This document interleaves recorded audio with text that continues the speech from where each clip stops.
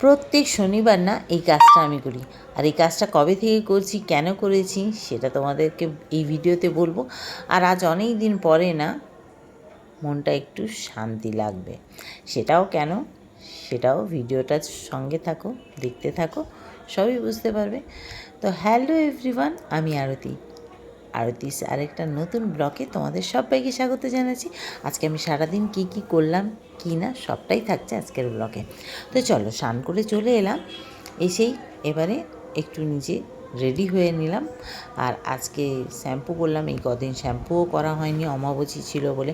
তো এসেই আগে রান্নাঘরে চলে এলাম, মানে এদিকে মুগ ডালটা ভেজে ধুয়ে বসিয়ে দিলাম। আর আমার বরের আবার ইচ্ছে হলো বেগুন পোড়া খাবে। আচ্ছা, এখন কি বেগুন পোড়া ভাল লাগে তোমরাই বলো তো? যাকে ভাল লাগুক না লাগুক, বলেছেন খাবে তো আমাকে করতেই হবে। তো এদিকে ডালটা বসিয়ে দিয়েছি, লাউ আর তেজপাতা টমেটো দিয়ে নুন দিয়ে সিদ্ধ হতে। আর লাউটা ডাল দেখো সিদ্ধ যখন হবে না, ওই ফেনাগুলো আমি বের করে ফেলে দিই, জানো তো, ওগুলো খেতে নিয়ে আর কি বলে। তো এদিকে বেগুন আর টমেটোটা পোড়াতে বসিয়ে দিলাম আর চলে এলাম ঠাকুর ঘরে। এসেই আজকে অনেক দিন পর এইটাই মনটা শান্ত, যে পুজো না দিলে না আমার ভাল লাগে না। আবার পুজো দেওয়াটাও একটা বিরক্তিকর।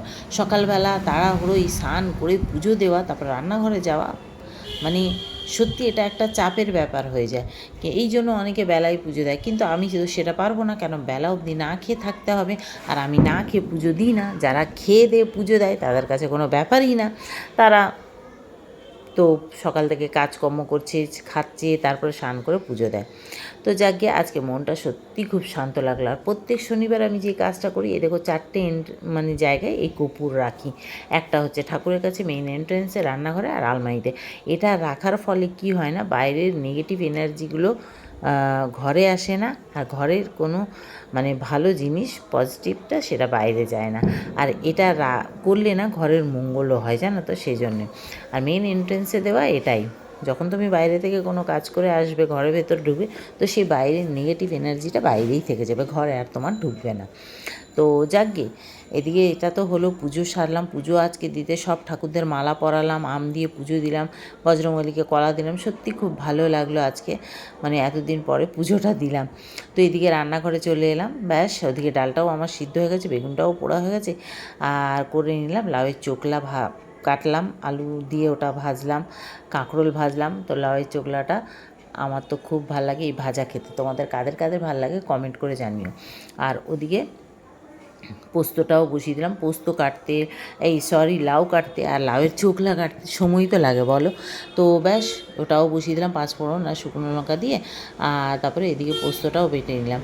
আর এদিকে ছেলের তাড়া, মা তাড়াতাড়ি করা। ছেলে মন্দিরে গেছে, তারও ফুল টুল গুছিয়ে দিলাম আমি পুজো দিতে এসে। শনিবার তো বড় ঠাকুরের মন্দিরে যাই, আমি যাই, ছেলেরা যায়, যার যখন সময় হয় সে চলে যায়, মোটামুটি আমরা সকালেই যাই।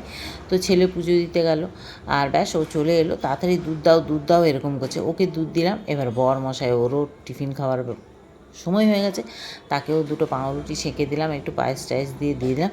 আর কি বলবো, পাউরুটি সেঁকতে গিয়ে আমার আঙুলটায় ছ্যাঁকা খেলাম। আসলে খাবো না বলো, তাড়াহুড়োয় আর দিশা খুঁজে পাচ্ছিলাম না পাউরুটিটা যে সেঁকবো। আমি জালিটাও বার করতে ভুলে গেছি, ডাইরেক্ট একদম গ্যাসে সেঁকে নিলাম। তো যাক, ওকে দিয়ে দিলাম, এদিকে ছেলেকে দুধ দিয়ে দিলাম। আবার পোস্তটাও হলো, ভাত হয়ে গেছে, ভাতটা তো বসিয়ে দিয়েছিলাম চাল ধুয়ে, ভাতও হয়ে গেছে। হওয়ার পর নামিয়ে দিলাম, কোনো রকম তাড়াহুড়ো করে ছেলেকে সব গুছিয়ে দিলাম, টিফিনটা গুছিয়ে দিতে ছেলে বেরিয়ে গেল। তারপরে কালকের দেখো খাবার রয়ে গেছে, ভাত, তরকারি, ডাল, একটু কালকে যেহেতু আমরা হঠাৎ চলে গেছিলাম রাতে ডিনার করতে রেস্টুরেন্টে, তো এই খাবারগুলো রয়ে গেছে, এগুলোকে একটু গরম করলাম। ব্যাস ছেলে বেরোবার পর একটু আমি নিঃশ্বাস ফেললাম, চাটা নিয়ে বসলাম।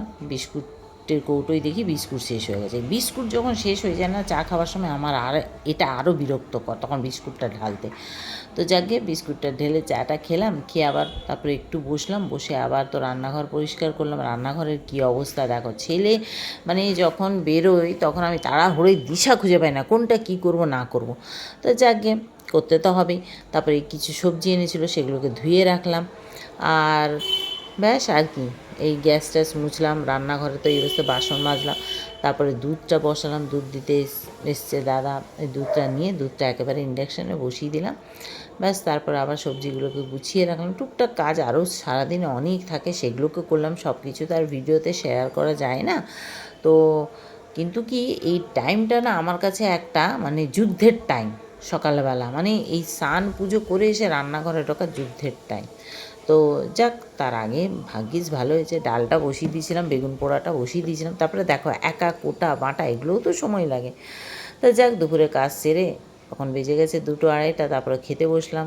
খেয়ে দিয়ে আবার সেই পরিষ্কার টেবিল মুছলাম, বাসন ধুলাম, বাসনগুলোকে গুছিয়ে রাখলাম।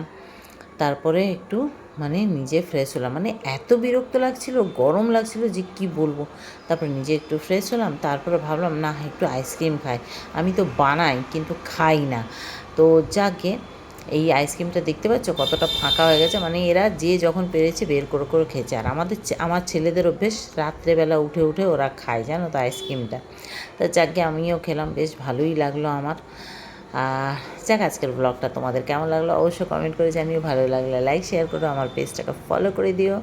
তো চলো, সবাই ভালো থেকো, সুস্থ থেকো, টাটা। দেখা হচ্ছে আবার নেক্সট ভিডিওতে। কালকে সকালে আরও চাপ, ছেলেও বেরোবে, বর মশাইও বেরোবে, তখন আরও দৌড়াদৌড়ি করতে হবে, যুদ্ধ যুদ্ধ।